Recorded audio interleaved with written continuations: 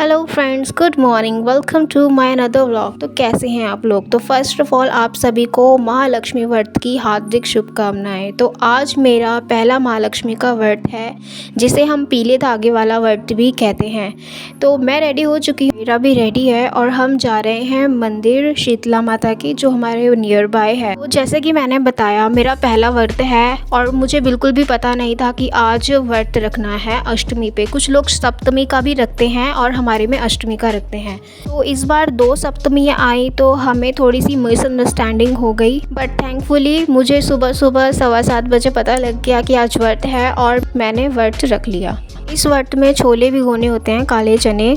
तो सुबह ही मैंने गर्म पानी करके चने भिगो दिए। देन हम जैसे ही मंदिर पहुँचे तो पंडितानी जी ऑलरेडी कथा सुना रहे थे, तो हमें थोड़ा सा वेट करना पड़ा। इस व्रत में मेरी काफ़ी गलतियाँ हुई जो कि मैं आपको बताऊँगी। तो यहाँ पे हमें घास को लेके और पीले धागे जो हमें मिलते हैं उसको किसी भी हैंड में रख के, जिस भी हैंड में आपको बोला जाता है उसमें रख कर आपको वो मंत्र और वो गिनती करनी होती है। तो 16 बार वो आपको करना होता है और लिटरली मुझे यहाँ पे बिल्कुल भी नहीं पता था कौन सा मंत्र बोलना है। जो साथ में आंटियाँ बैठी थी उन्होंने मुझे हेल्प की कि इस तरीके से करना है, नहीं तो मुझे कुछ भी नहीं पता था। उसके बाद जैसे ही मंत्र ख़त्म हुए तो पंडितानी जी ने कथा सुनानी शुरू की। पूजा करके लपेटने से सारी मनोकामनाएं पूरी होती है। राजा कहते हैं मुझे भी दे दो, मेरे तो कोई संतान नहीं है। देती हैं। उसके बाद जाते हैं बड़ी रानी के पास, कहते हैं लपेटो हमारी संतान हो जाएगी। तो बड़ी रानी देखती है अपने हाथ में सोने की चूड़ी और धागा, कहती है तो बड़ा गंदा है, मेरी चूड़ी खराब कर देगा। तो कूड़े में फेंक देती है, कूड़ेदान में।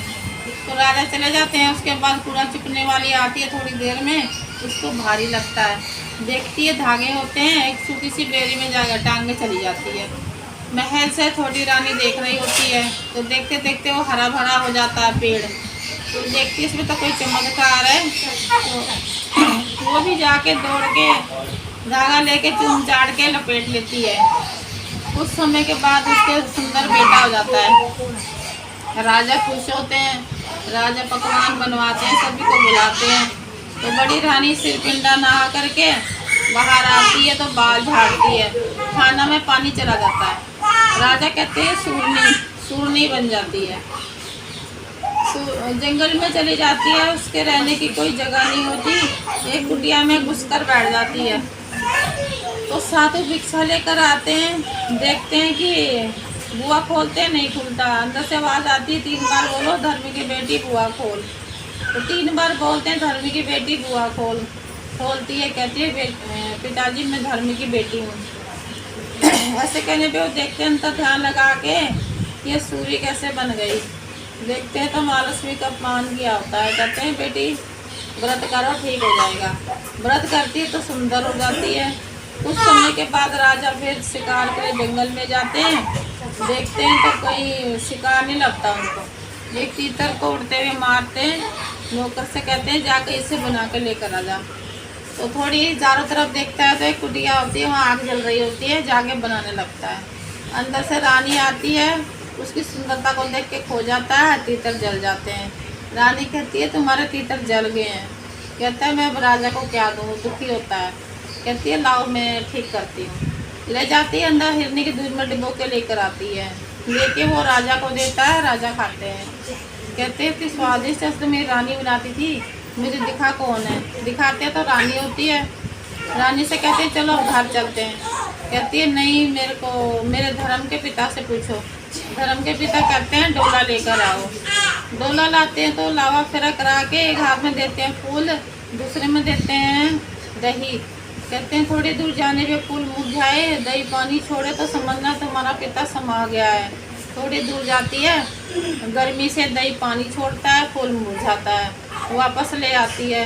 देखती है तो पिता ठीक है। कहती है पिताजी आपने तो झूठ बोला था। कहते हैं बेटी मैं तो आजमा था कि दुख में साथ रहे, सुख में याद करेगी या नहीं। जाओ पति के संग सुख से रहना, संतानवती होना, किसी का अपमान मत करना, महालक्ष्मी तुम्हारी रक्षा करें। बोलो महालक्ष्मी की जय। कथा सुनने के बाद हमें जाना होता है बेरी के पेड़ पर, जो हमने पीले आटे में चने बनाए होते हैं इस तरीके से लेकर, तो उन्हें पेड़ पे टहनियों पे या पत्तों पे लगाना होता है।